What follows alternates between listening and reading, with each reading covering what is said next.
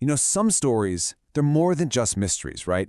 They become these legends, almost woven into the soul of a city. And today we're going to dive into what might just be the most haunting, the most infamous, unsolved crime in all of American history.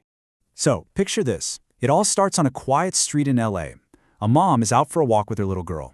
A totally normal morning, nothing special about it, until she sees something lying in a vacant lot, just off the sidewalk.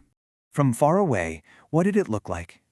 Just a broken mannequin from a department store, you know? Just some junk tossed in the grass. But as the mother got a little closer, pulling her daughter back, a really horrible feeling must have started to creep in.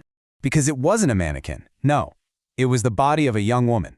And the way she was posed, it was horrifying, deliberate, and it was about to send a shockwave through the entire city of Los Angeles. Okay, so who was she? Her name was Elizabeth Short.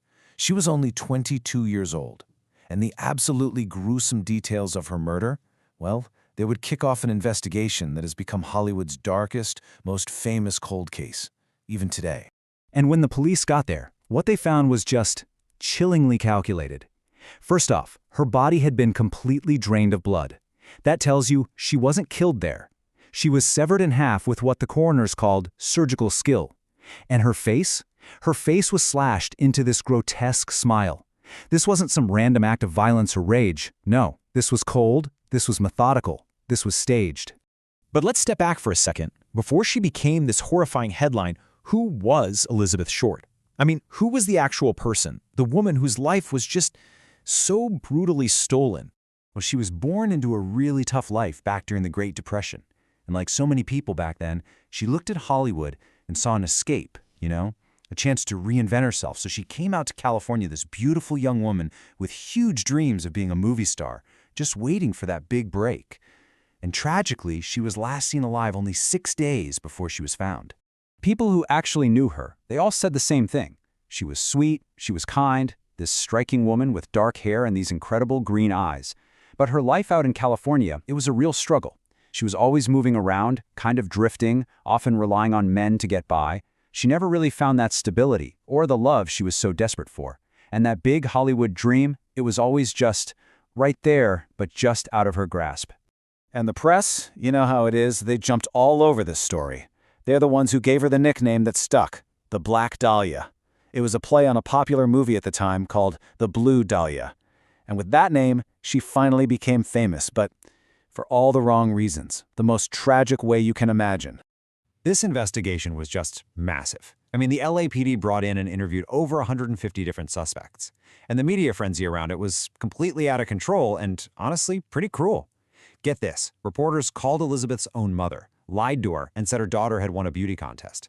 They did this just to get some happy quotes from her before they dropped the bomb and told her the truth. Just awful.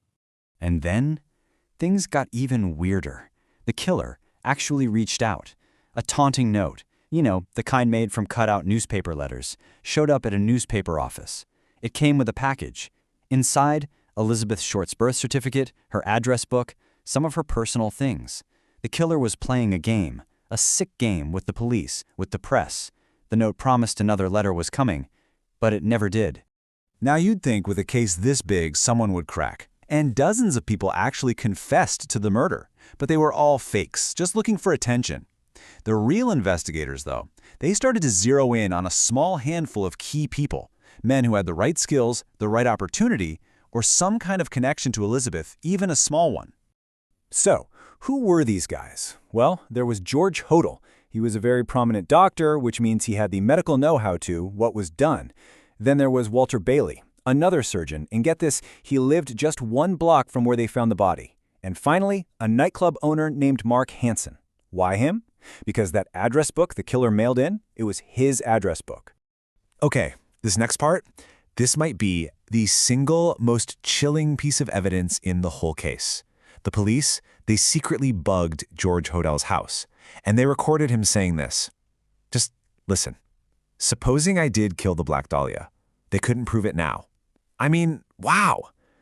And yet, despite that, despite everything else pointing to him, he was never charged. He died in 1999, and if he knew anything, he took it with him. So after all this time, the question kind of shifts, doesn't it? It's not just who did it anymore. It's why. Why was she left like that, displayed for the world to see?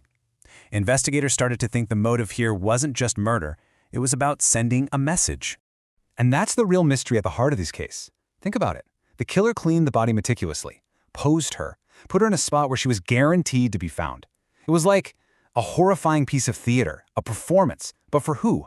Who was the audience? The cops? The public? Or was it all just for one specific person?